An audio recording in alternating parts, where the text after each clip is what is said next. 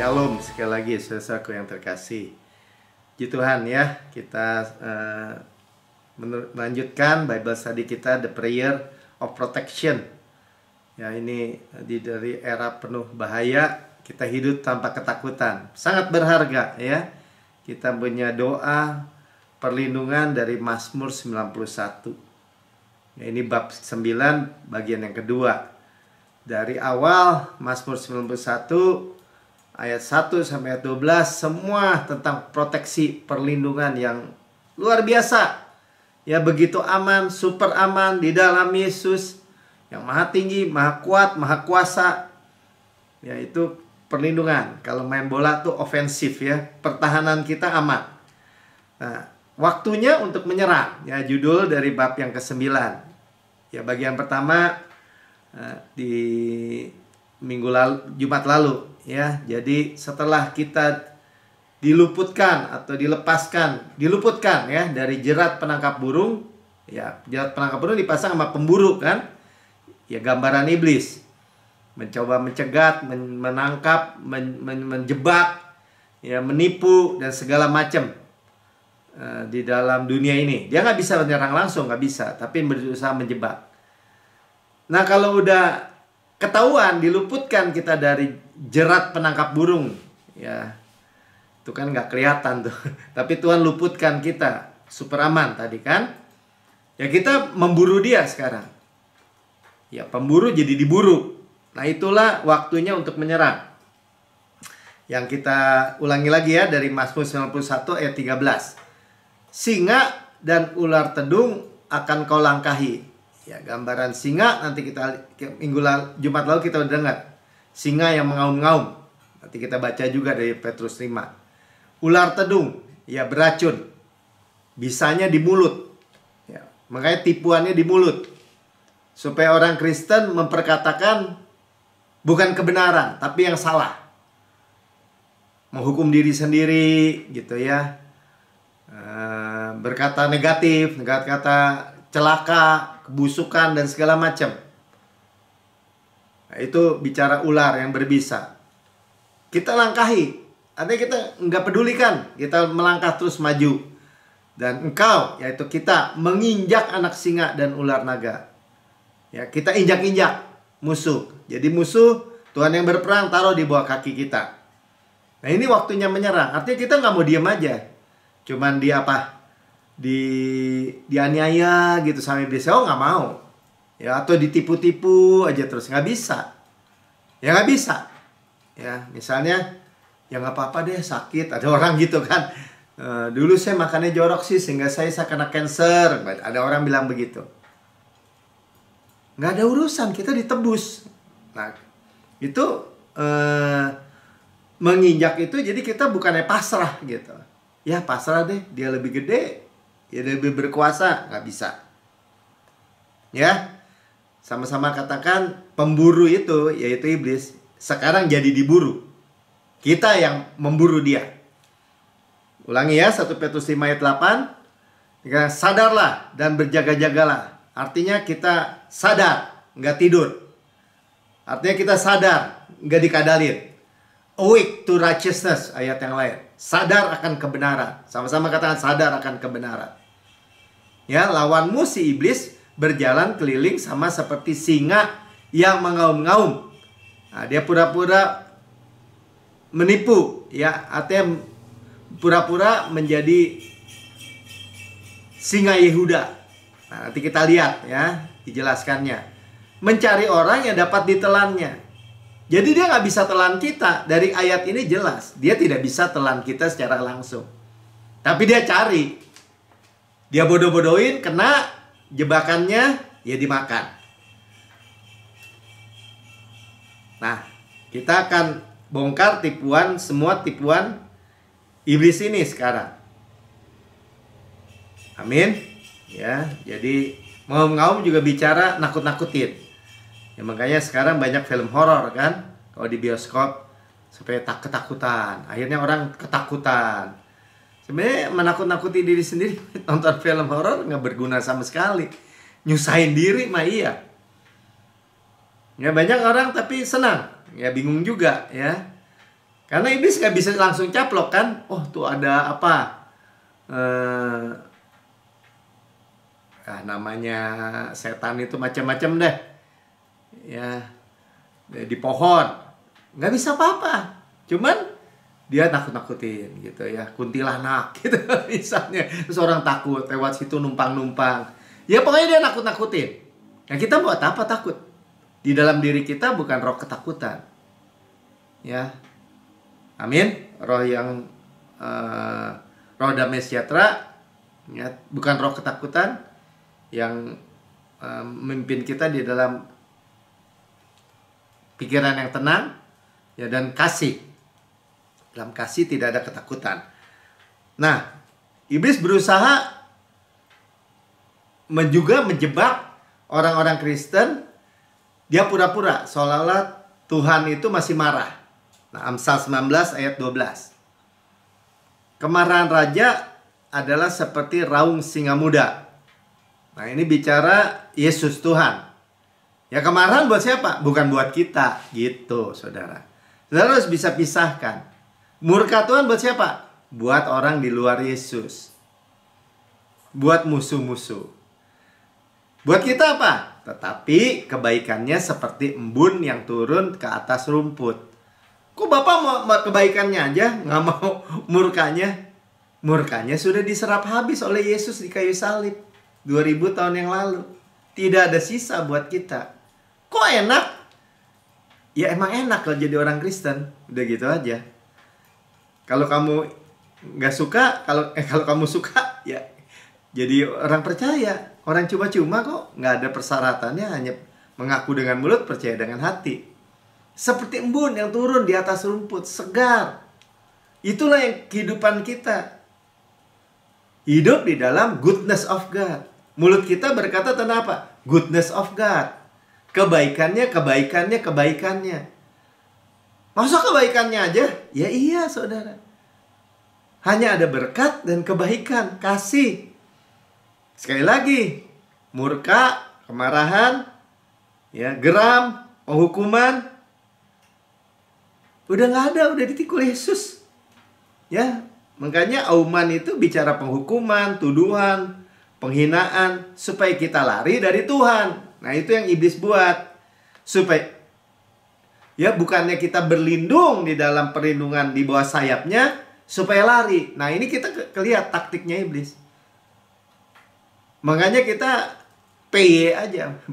Orang bilang PD ya, percaya diri. Bukan percaya diri, PY, percaya Yesus. Ya, apapun yang terjadi, datang kepada Yesus. Masuk di dalam perlindungannya, masuk di dalam pelukannya. Ya, kalau dosa, Pak, kan bisa dihukum. Dosanya sudah diambil oleh Yesus. Ya, kebenarannya adalah kita sempurna dikasihi. Tuhan mengenal kita sempurna luar dalam, tapi kita sempurna dikasihi. Sama-sama katakan sempurna dikasihi. Tuhan tidak marah, tidak murka terhadap kita. Amin. Nah, untuk ini kita ulang dengan cepat ya, Efesus 1 ayat 7. Lihat nih. Kita diampuni sebab di dalam Dia oleh darahnya kita beroleh penebusan. Tuh, ditebus. Artinya diampuni. Penebusan itu apa? Yaitu pengampunan dosa. Diampuni, sama-sama katakan. Menurut kekayaan kasih karunia-Nya. Kasih karunia nggak ada batasnya. Kasihnya lebar, panjang, tinggi, dalam, tidak terukur. Kita di dalam Yesus. Oleh darahnya terus menerus seperti air terjun. Kita ada di bawah air terjun darah Yesus. Jadi ini posisi ini saudara jangan lepas sedikit pun. Jangan mau aja, jangan mau ketipu. Enggak, saya udah ditebus. Karena apa? Karena darah. Ya. Saya udah diampuni dosa saya. Saya dibenarkan sepenuhnya. Saya adalah kebenaran Allah dalam Kristus. Nggak mau mundur setapak pun. Ya, dikasihi. Roma 8 ayat 37. Tetapi dalam semuanya itu kita lebih daripada orang-orang yang menang. Kenapa? Oleh Dia yang telah mengasihi kita. Oleh Dia berarti kita memperoleh kemenangan dari mana? Dari Tuhan yang berperang. Tuhan yang menyelesaikan. Maka dikatakan lebih daripada pemenang. Terhadap apa? Terhadap musuh-musuh. Makanya saudara hajar aja itu musuh. Ya maksudnya kita hajarnya perkatakan kebenaran. Ya iblis, lu pasti gak menang lawan Tuhan. Bapak, saya adalah pemenang. Musuh-musuh ditaruh di bawah kaki saya. Selesai saudara. Apapun bentuk dan manifestasi musuhnya itu, ya, diampuni. Tadi sama-sama katakan dikasihi. Tuh, lebih dari penang karena dikasihi. 2 Korintus 5 ayat 21, ya, dibenarkan. Tuh. Dia yang tidak mengenal dosa telah dibuatnya menjadi dosa karena kita. Jadi kalau ada orang nanya, gimana kamu orang berdosa bisa jadi orang benar? Ya jawab dulu, gimana Yesus nggak berbuat dosa, nggak ada dosa. Dia sepenuhnya benar, tapi jadi dosa. Kalau saudara percaya Tuhan menjadi dosa, dosa siapa? Karena dosa kita. Kita percaya supaya kita dibenarkan oleh Allah. I am the righteousness of God in Christ. Saya adalah kebenaran Allah di dalam Kristus. Berdiri teguh saudara. Dikasihi, diampuni, dibenarkan. Amin. Gitulah yang membuat posisi kita di dalam Kristus sepenuhnya tanpa cacat, tanpa celah. Menang, lebih daripada pemenang. Ya nggak bisa lagi, maksudnya gini, tadi kan musuh mencoba keliling cari orang yang dapat ditelannya. Dengan cara apa? Dengan cara di downgrade gitu. Ah, kamu mah orang berdosa. Ah, kamu kemarin begini. Ah, kamu begitu, kamu begini. Jadi terus dituduh karena kesalahan-kesalahan atau kegagalan kita. Ya tapi kan benar Pak. Ya benar. Tapi sudah ditanggung Yesus penghukumannya. Dosanya udah ditanggung Yesus. Kok enak? Ya kali lagi. Ya itulah karya Yesus. Itulah yang kita percaya. Jadi kalau kita orang tanya, apa sih bedanya orang Kristen sama orang agama lain? Kita punya juru selamat. Makanya ada pendamaian kan tadi kita dengar. Ditebus kan, didamaikan dengan Bapa. Kita punya Bapa.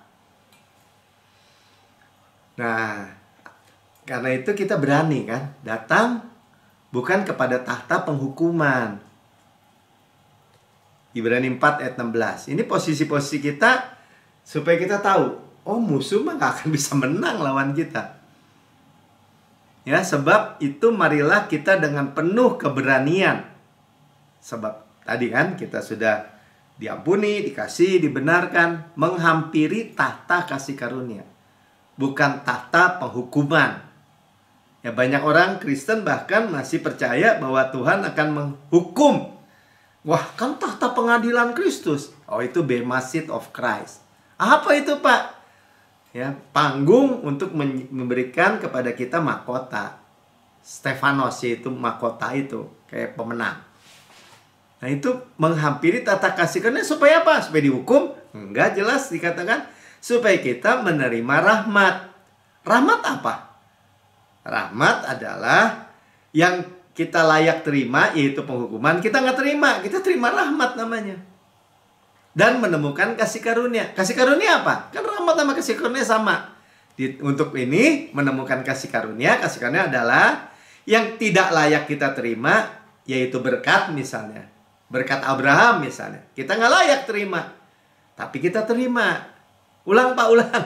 Rahmat yang kita layak terima, yaitu penghukuman, dimasukin neraka, kita nggak terima. Kasih karunia yang kita nggak layak terima, yaitu berkat, kita terima. Ya pelan-pelan aja dengerin lagi rekamannya ya. Untuk mendapat pertolongan kita pada waktunya. Ada waktu Tuhan. Tapi kita tenang aja, kenapa? Di tengah-tengah penantiannya, pada waktunya, ditinggikan pada waktunya, kita bisa lempar kok semua masalah kita. Tuhan bukan urusan saya, urusanmu. Karena saya di dalam Kristus. Ya karena kita pasti dapat pertolongan kita pada waktunya. Ah Tuhan suka lama. Enggak, Tuhan nggak lama-lamain. Tuhan di pihak kita, bukan melawan kita. Amin. Ya, ini berkat daripada karya sempurna Kristus. Ya, orang lain nggak punya. Ya, orang takut ketemu Tuhan. Kita datang. Kayak tadi kan di Amsal 19, kalau kita ulang lagi ayat 12, kebaikannya seperti embun pada waktu di atas rumput segar, ya. Kebaikannya itu bahasa Ibrani-nya ratson. Kebaikannya itu kesenangan, kesukaan, kemurahan hati, penerimaan. Jadi ratson itu luas tuh. Kita datang, pokoknya nggak ada hal-hal yang negatif. Amin. Ya, jadi kita secure, sama-sama katakan secure, rasa aman. Ya, karena sudah lunas, terima kebenaran hadiah, warisan kita tadi, akhirnya pokoknya singa, ular tedung, anak singa, ular naga, semua yang setan pekerjaan mau bentuknya kayak apa, kita langkai, kita injak. Amin. Ya, itu absolut mutlak lagi. Ya, absolut mutlak. Nggak ada sedikit pun kemungkinan kita kalah. Nggak bisa, karena peperangan milik Tuhan. Ya, secure, sama-sama katakan secure. Ya, ini penting. Dunia ini mengembangkan insecure. Ya, kalau saya nggak anti orang beli asuransi, ya, silakan aja. Tapi orang itu ditawarkan soal itu karena dia tidak secure. Nanti kalau kamu celaka, nanti kalau mobilnya tabrakan, nanti kalau mati, bahkan segala macam. Insecure. Ya, tapi kalau sekarang orang menawarkannya, ya buat saya, ya boleh aja saudara sewa satpam di depan rumah karena luasnya rumah saudara itu 1 hektar gitu. Ya, artinya apa? Ada yang jaga di sana kalau ada tamu. Ya, tapi kita secure. Ya, Amsal 28 ayat 1. Orang fasik lari walaupun tidak ada yang mengejarnya. Tuh, orang dunia fasik itu artinya tidak mengenal Tuhan. Ya, lari walaupun nggak ada yang mengejarnya. Dia mikirin bayangan dia sendiri aja. Apa tuh? Negative thinking dia sendiri aja. Khawatir dia sendiri aja. Karena khawatir sama aja direnungkan hal-hal yang buruk, sama dengan merenungkan misalnya hal-hal yang baik. Itu sama merenungkannya tuh. Teman, satu yang buruk, satu yang baik. Jadi dia ketakutan, walaupun gak ada yang mengejarnya bahkan. Mati karena ketakutan. Banyak gak? Banyak, saudara. Banyak. Makanya orang bilang 99% lebih kali ya, penyakit itu karena stres. Tapi orang benar, nah saudara adalah tadi kan, udah begitu banyak tuh ayatnya kita baca ya, dibenarkan, dikasih, ditebus segala macam. Tapi orang benar merasa aman seperti singa muda. Tenang, rest. Merasa aman tuh secure. Saudara secure. Amin. Ya. Jadi waktu saya bagikan misalnya kasih karunia, waktu itu kepada Mika gitu ya, saya perhatikan gitu. Bukan dia jadi males kuliah dulu, bukan dia jadi nggak mau denger ajaran gitu ya, atau malas-malas kan kasih karunia pi, bukan. Dia kumlot, rajin, mengerjakan semua. Saya pikir apa ya rahasianya? Oh, dia secure. Saya adalah kebenaran Allah dalam Kristus. Jadi optimal tuh. Jadi saudara jangan pikir, wah no, pegawai atau anak kalau dikasih secure nanti dia keenakan, nyaman dia. Kita harus apa tuh? Manajemen konflik misalnya. Harus diadu biar dia stres baru kerja. Ya kerja yang kayak gitu, dunia memang mengembangkan kayak gitu. Mungkin dipelajari ya secara statistik. Mungkin mencapai sesuatu, tapi hancur orang. Nggak long term. Tapi kalau secure dan dari Tuhan secure-nya. Ya, rasa aman yang dari Tuhan. Seperti singa muda dibilang. Ya, selalu mendapat buruan, tangkapan. Ya, kita lihat kesaksian dari Sally nih, dari Afrika Utara. Ya, saya sedang mengendarai mobil sewaan ketika mendengar bunyi letusan keras. Beberapa saat kemudian, saya menyadari bahwa mobil saya terbakar. Saya segera mematikan mesin dan bergegas hendak keluar. Namun ngerinya, saya tidak dapat melepaskan sabuk pengaman dan membuka pintu. Saya terkunci. Akhirnya saya berhasil membuka pintu. Namun kobaran api begitu besar dan nyaris masuk ke dalam mobil. Saya harus menutup pintu kembali. Sejumlah pengendara motor datang dan meneriaki saya untuk segera keluar, karena mobil tersebut sepertinya akan meledak. Mereka tidak tahu bahwa saya terperangkap karena sabuk pengaman. Saya berseru kepada Aba Bapa, "Engkau sudah membenarkan aku." Ya, saya adalah kebenaran Allah dalam Kristus, sama kan? "Engkau satu-satunya dapat menyelamatkan aku." Dia katakan begitu. Begitu kata-kata tersebut menggema di telinga dan hati saya mendengar bunyi sabuk pengaman saya terlepas. Saya lari keluar mobil tanpa sempat membawa barang apapun. Pada saat saya sadar bahwa kunci, cadangan, dan dokumen-dokumen saya hendak terbakar, saya berlari kembali ke mobil untuk mengambilnya.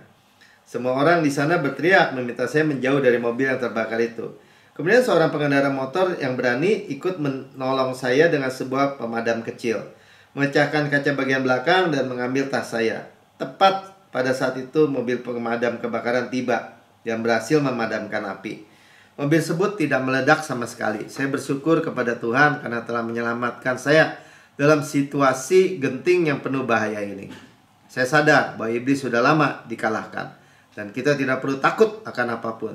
Terima kasih Pastor Prince atas Injil yang telah Anda sampaikan.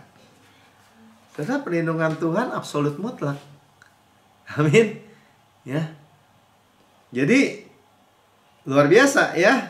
Mobilnya udah kebakar juga, dia terlepas dari sabuk pengaman yang mengunci dan dibebaskan. Nah, kemudian di buku ini ditanya, adakah penderitaan bagi orang percaya? Nah, kan ada orang pikul salib, menderita karena Kristus. Seolah-olah penyakit, menderita karena Kristus. Celaka, menderita karena Kristus. Kena bencana, kena wabah, menderita karena Kristus. Itu namanya dikadalin musuh lagi, saudara. Mari kita pelajari ya. Kita sama-sama buka ayat-ayat kita. Filipi 1 ayat 29 sampai 30. Yakobus 5 ayat 16 sudah lewat ya, yang Bapak. Filipi 1 ayat 29 30, Nick. Terus maju. Sebab kepada kamu dikaruniakan bukan saja untuk percaya kepada Yesus. Ya, kaitannya Kristus ya, melainkan penderita untuk Dia. Nah, kita bertanya kan, menderita untuk Dia itu apa? Ya, karena di dalam Kristus dunia membenci Yesus ya, menderita karena saudara percaya keselamatan. Ya, percaya keselamatan cuma-cuma, percaya menerima kelimpahan kasih karunia kebenaran hadiah, orang membenci. Kenapa? Orang harus berusaha untuk selamat dan gak selamat lagi. Nah, saudara terima, itu kan dibenci sama dunia. Kita lihat ya di dalam ayat 30-nya. Dalam pergumulan yang sama seperti yang dahulu kamu lihat padaku. Artinya kita lihat, Yesus gak bikin salah. Yesus menyembuhkan orang sakit. Yesus melakukan kebaikan. Tapi orang-orang membenci juga. Salibkan dia. Ya. Yang sekarang kamu dengar tentang aku. Ya, artinya di dalam kitab Filipi ini Paulus menulis kan, dengar tentang Paulus juga gitu. Paulus dirajam, Paulus pergi kemana, nanti ada yang nggak suka, dianiaya, disesah gitu-gitu ya. Nah, tapi saudara lihat ya, kalau Paulus kita lihat, dan termasuk Yesus juga, kalau belum waktunya nggak ada masalah juga sebenarnya. Tapi itu yang disebut menderita karena Kristus. Saudara jangan salah paham, artinya gini, orang ada soalnya ini cerita aja orang ya. Pendeta besar melayani, terus dia punya anak-anaknya hancur hidupnya, bercerai, hidupnya kacau balau. Ya, terus dia bilang gini, oh ini salib saya menderita karena Kristus. Oh salah saudara, salah. Wah saya kurang paham Pak, maksudnya gimana nih? Ya, kita lihat dulu Matius 10 ayat 22 ya. Kita selesaikan aja pelan-pelan. 1 Timotius 3 ayat 12 dah. Oh ya 12. Memang setiap orang yang mau hidup beribadah dalam Kristus Yesus akan menderita aniaya. Nah, artinya aniaya dari mana? Dari dunia itu tadi kan. Nah, orang Kristen dianiaya. Tapi saudara kita hati-hati lagi. Kenapa? Kita nggak mau. Nanti kita akan baca baik-baik nih sampai selesai. Ya, supaya kita paham. Ya, orang boleh aja mau aniaya, tapi nggak kena. Kamu minoritas. Oh enggak, saya bersama Kristus mayoritas. Nanti kita terusin ya. Tapi kan menderita aniaya, orang nggak suka. Orang hidup-hidup saya sendiri, saya mau terima Yesus, masa orang lain mesti marah-marah sama saya? Ya tapi itulah kenyataannya. Matius 10 ayat 22. Dan kamu dibenci. Nah ini kata kuncinya ya, dibenci semua orang karena namaku. Tapi jangan takut, kemuliaannya lebih besar.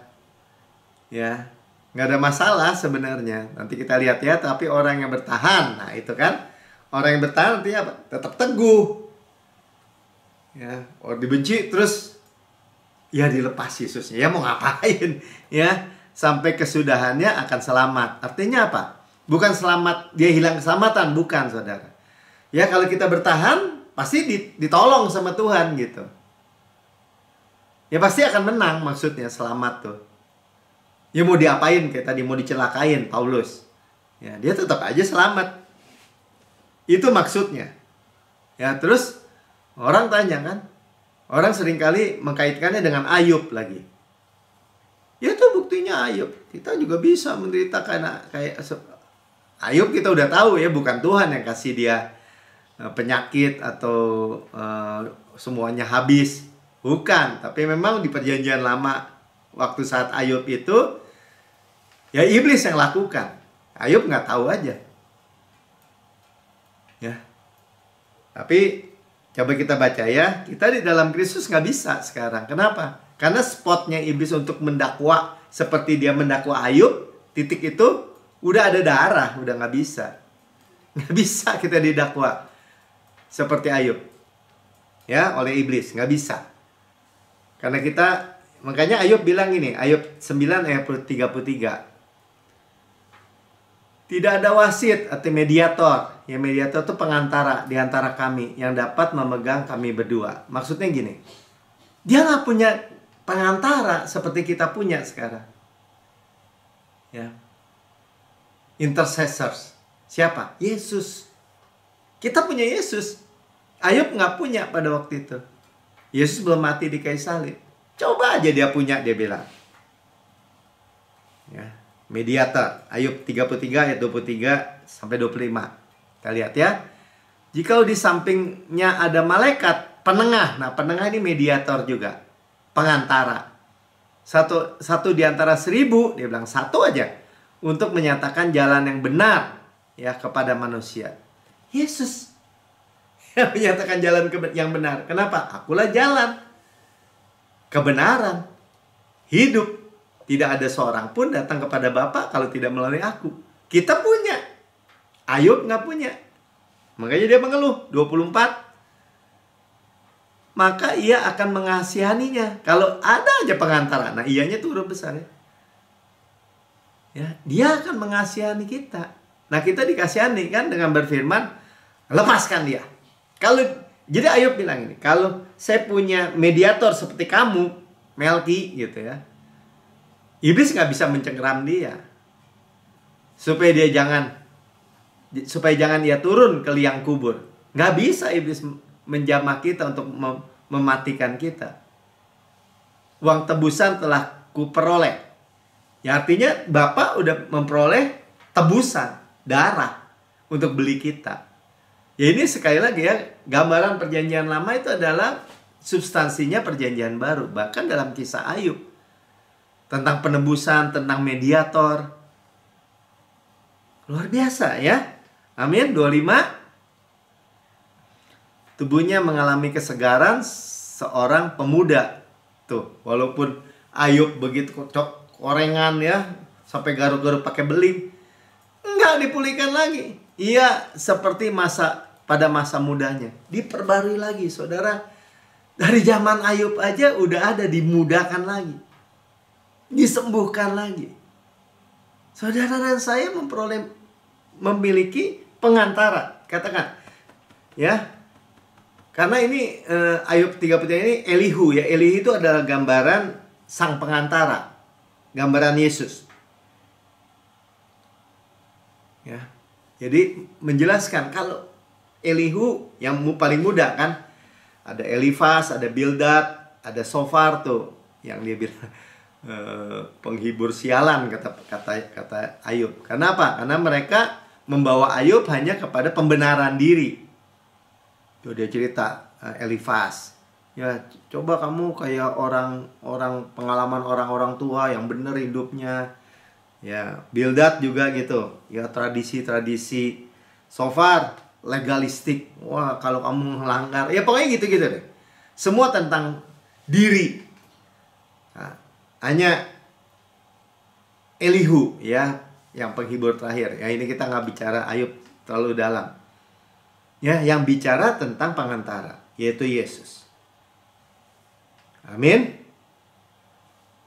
Ya, sampai bukan hanya dipulihkan, sampai dimudahkan, disegarkan. Saudara dan saya punya. Amin. Ya, 1 Timotius 2 ayat 5 sampai 6. Karena Allah itu esa, dan esa pula dia, Yesus ya, yang menjadi pengantara.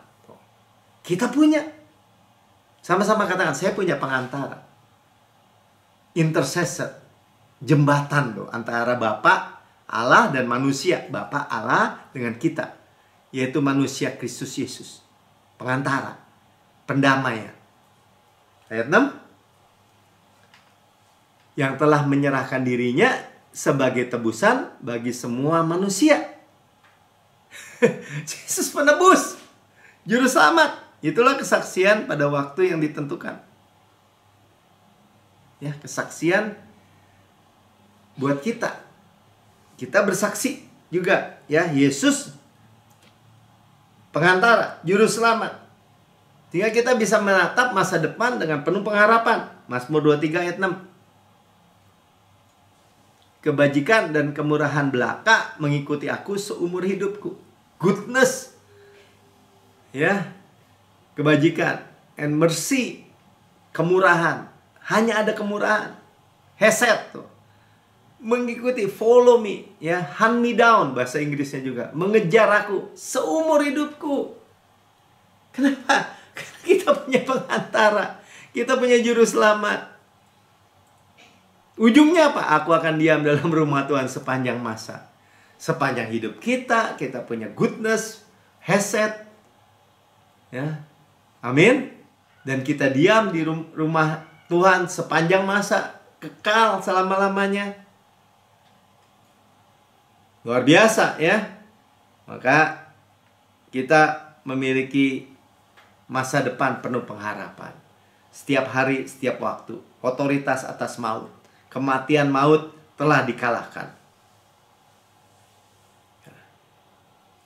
Jadi buku ini juga cerita, ya tapi Pak, tuh banyak orang-orang di Alkitab martir gitu kan. Jadi seolah-olah hari-hari ini ya saya dengar gitu. Ya udah martir, terus bukan martir sih mending ya. Tuhan juga yang bunuh kata gitu. Udah waktunya Tuhan. Kalau di kuburan kan gitu. Kalau ada orang mati, ya kita nggak tahu lah udah waktunya Tuhan. Soalnya Tuhan yang malaikat pencabut nyawa gitu. Saudara, kebenarannya kan nggak begitu. Ya, kebenarannya adalah Tuhan memberi kita hidup dan memperolehnya dengan segala kelimpahan. Itu kan Tuhan Yesus tujuannya datang untuk itu. Masa tak kasih hidup, tak kasih mati, tak kasih hidup, kasih mati. Nggak cocok, saudara. Yang kita tahu dengan panjang umur Tuhan kenyangkan kita. Akan perlihatkan Yesua itu. Ya, Mazmur 91 ayat 16. Panjang umur. Dengan long life kita akan melihat hari-hari baik. Ya tapi martir gimana martir? Nah, ini supaya kita ngerti dengan benar dan tidak salah dan tidak dikadalin. Nah, ingat ya, kita nggak mau dikadalin musuh. Mari kita baca sama-sama tentang gimana martir. Ibrani 11 ayat 33 sampai 35. Ya, perhatikan nih. Ini kan Ibrani 11 tentang pahlawan-pahlawan iman. Ya, pahlawan-pahlawan iman nih gini bilang ya. Yang karena iman telah menaklukkan kerajaan-kerajaan. Kerajaan-kerajaan aja takluk gitu. Ya contohnya siapa? Ya contohnya tuh Yusuf atau apa? Sadrak, Mesak, Abednego, Daniel. Raja-raja aja takluk. Mengamalkan kebenaran. Ya, berkata benar, kebenaran. Ya, saya adalah kebenaran Allah dalam Kristus kita ya, memperoleh apa yang dijanjikan. Mujizat-mujizat terjadi.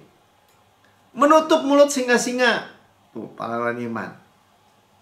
Ya dimasukin gua singa, Daniel, nggak bisa dimakan, padahal singanya kelaparan. Ya, artinya gini. Kalau mereka bilang, saya nggak mau mati, nggak mati gitu. Perhatikan ya, saya baru ngomong judulnya dulu nih. Ayat 34, perhatikan. Memadamkan api yang dahsyat. Mau dimasukin api yang dahsyat ya. Sadrak, Mesak, Abednego kan contohnya kan dimasukin dapur api, dipanaskan 7 kali lebih panas. Nggak mati juga, ada Yesus. Mereka telah luput dari mata pedang. Mau dibunuh. Siapa? Misalnya Elia. Misalnya gitu. Ya pokoknya Elisa mau dibunuh pakai pedang, nggak bisa, ya. Dan telah beroleh kekuatan dalam kelemahan. Siapa? Abraham, udah lemah. Atau Sarah nggak punya anak, udah lemah, diberi kekuatan baru. Nah, menjadi kuat dalam peperangan. Nah, kita tahu juga dari peperangan banyak. Daud, Yosafat misalnya gitu. Dan telah memukul mundur pasukan-pasukan tentara asing. Jadi saudara lihat ya. Dari ayat 33-34 ini, mau siapa sih yang mau bunuh anak Tuhan, umat Tuhan, apalagi kita di dalam Yesus? Nggak ada yang bisa, gitulah gampangnya. Nah, sekarang kita lihat martir 35. Lanjut dulu ya. Ibu-ibu telah menerima kembali orang-orang yang telah mati. Mereka lihat mati bangkit. Zaman Yesus sering ya. Lazarus mati bangkit lagi. Telah dibangkitkan. Tuh. Ya, tetapi, perhatikan kata tetapi. Orang-orang lain membiarkan dirinya disiksa. 1. Nah, ini kita udah masuk martir nih. Dan tidak mau menerima pembebasan. Kenapa? Kok nggak mau? Ya makanya Petrus ditangkap kan. Petrus, kamu mau nyangkal Yesus nggak? Nggak mau. Disalib loh. Saya sangkal Yesus, nggak mau. Saya udah sangkal Yesus udah 3 kali. Tuhan Yesus tetap mengasihi saya. Saya nggak mau. Disalib ya, diancam-ancam mungkin. Terus dia ngomong gitu. Dia mikir kan, saya udah mau pulang aja lah. Ya tapi salibnya jangan seperti Yesus. Salibnya saya mau dibalik. Ya udah, misalnya gitu ya. Supaya makanya dibilangnya mereka beroleh kebangkitan yang lebih baik. Nah, saudara, sekali lagi ini harus hati-hati. Jangan ada orang ya udah hidupnya menderita sengsara, mati aja deh.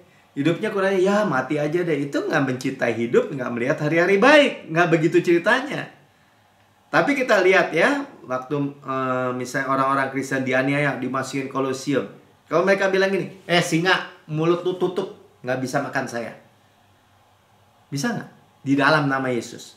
Saya yakin bisa. Ya Pak Melki ngomong doang, buktinya apa? Buktinya Yohanes. Masukin Kolosium, dimasukin minyak panas. Digoreng dia. Yohanes menyangkal Yesus, nggak mau. Dibunuh loh. Nggak bisa, kamu nggak bisa bunuh saya. Kenapa? Saya punya juru selamat. Saya orang yang paling dikasih. Tuhan Yesus mengasihi saya. Nggak bisa. Kalau saudara nggak kasih, nggak bisa saudara. Wabah, penyakit, bencana, kecelakaan, tragedi. Bisa nggak? Nggak bisa. Mulut saudara dan saya yang ngomong. Hidup dan mati dikuasai sama lidah. Tapi tidak mau menerima pembebasan. Ya, tidak mau menerima maksudnya dibebaskan dari kematian itu, saudara. Boleh nggak? Ya ternyata boleh. Ya, mereka beroleh kebangkitan yang lebih baik disebutnya. Beroleh kebangkitan yang lebih baik. Nah, ini seperti Rasul Paulus ya. Filipi 1 ayat 21. Satu titik Rasul Paulus bilang ini, karena bagiku hidup adalah Kristus, mati adalah keuntungan. Lanjut, 2 Timotius 4 ayat 6 sampai 7 sampai 8. Mengenai diriku, darahku sudah mulai dicurahkan sebagai persembahan dan saat kematianku sudah dekat. Bukan dia tahu, wah Tuhan mau bunuh saya nih, mati nih nanti minggu depan. Bukan gitu. Dia memang. Nah, ini yang kita belajar dari Mazmur 1 ayat 16 itu ya. Dengan panjang umur kukenyangkan engkau. Coba lihat, kita lihat ayat 7-nya. Aku telah mengakhiri pertandingan yang baik, dan aku telah mencapai garis akhir, dan aku telah memelihara iman. Ya, pokoknya dia mulai pewahyuan tentang surga nih. 8. Sekarang telah tersedia bagiku mahkota kebenaran. Pewahyuan akan surga kan? Stefanos tuh tadi ya. Bema seat of Christ ya, tahta pengadilan Kristus, tapi buat kasih mahkota yang telah dikaruniakan kepadaku. Tetap aja karunia dia bilang, oleh Tuhan, hakim yang adil. Ya, karena Tuhan hakim yang adil. Tuhan Yesus sudah memberi hukum. Kita terima mahkota ya pada harinya. Tetapi bukan hanya kepadaku, melainkan juga kepada semua orang yang merindukan kedatangannya. Siapa? Kita. Paham? Ya, saudara. Saya kepanjang lebarkan, tapi sudah lihat kan? Kalau orang menentukan kan, dia udah lihat pewahyuan tentang surga. Oke Tuhan, ya saya mau pulang. Boleh nggak? Boleh, saudara. Ya, tapi saudara jangan sekarang. Ya, saudara udah umur 120 tahun, saya bilang gini, Tuhan, saya lihat banyak tentang Yesus, tentang pewahyuan Yesus. Yesus bersama saya di surga itu lebih, kayak tadi Paulus bilang kan, hidup ada Kristus, mati adalah kuntang, lebih enak ya Tuhan ya. Teman-teman juga udah nggak ada nih. Pulang Tuhan, pulang saudara. Tidur di bumi, melek di surga. Merem di bumi, melek di surga. Bukannya gini, sakit apa tuh? Umurnya panjang, tapi sakit-sakitan di tempat tidur. Itu namanya hidup kekalahan, saudara. Wah, Pak Melki jangan sombong. Bukan sombong, saudara. Kita itu diberikan hidup dengan kenyang, itu udah janji. Hidup dengan long life, dengan hari-hari baik, itu suatu luar biasa juga. Orang yang berharap pada Tuhan diberi kekuatan baru. Naik terbang dengan kekuatan sayap Raja Wali. Berlari tidak menjadi lesu, berjalan tidak menjadi lelah. Gak ada urusan, waduh sakit, mati sakit apa dia? Ya kan biasa kita nanya gitu kan. Meninggal si itu sakit apa tuh? Jadi kita udah punya konsep gini, oh kalau mati, kalau meninggal, kalau pulang itu harus sakit. Atau kayak martir tadi dianggapnya wah sengsara. Bukan saudara. Paulus ketika itu dia udah tahu, saya mau pulang. Udah garis akhir, udah selesai, tugas sudah selesai. Pulang Tuhan. Dia dipancung saudara, memang kepalanya copot. Kalau cuma dirajam, ditimpukin, nggak mati Paulus. Tapi itu ya jadi mati martir kan? Nggak ada masalah. Tubuhnya doang. Sebenarnya sekali lagi, jangan meleset cara berpikirnya. Kalau ada orang bilang, gue bunuh lo, gue pancung lo, nggak bisa. Lu kan minoritas, nggak bisa. Saya bersama Kristus ada mayoritas. Nggak bisa, saudara katakan nggak bisa, saudara. 1.000.000%. Kenapa? Karena tidak ada yang bisa melawan Yesus yang menang. Amin. Wah, memang dalam ya, karena ini secara kekristenan umum kontroversi. Tapi kita udah baca ayat-ayatnya. Oke, nanti kita diskusikan. Saudara yang mendengar rekaman YouTube, saudara berkata saya belum pernah menerima Yesus sebagai Tuhan dan Juru Selamat pribadi. Ayo, doa ya. Katakan, Tuhan Yesus yang Maha Mulia, saya menerima Engkau sebagai Tuhan dan Juru Selamat pribadi saya. Dengan mulut saya mengaku, dengan hati saya percaya bahwa Engkau telah mati bagi semua dosa-dosa saya, dibangkitkan karena pembenaran saya, naik ke surga, duduk di sebelah kanan Allah Bapa, dan mendudukkan saya bersama-sama dengan Yesus di surga. Surga adalah rumah saya, dan saya adalah anak yang paling dikasih. Saya super aman di dalam Kristus, dan musuh-musuh sudah dikalahkan di dalam nama Tuhan Yesus. Di dalam nama Tuhan Yesus, amin.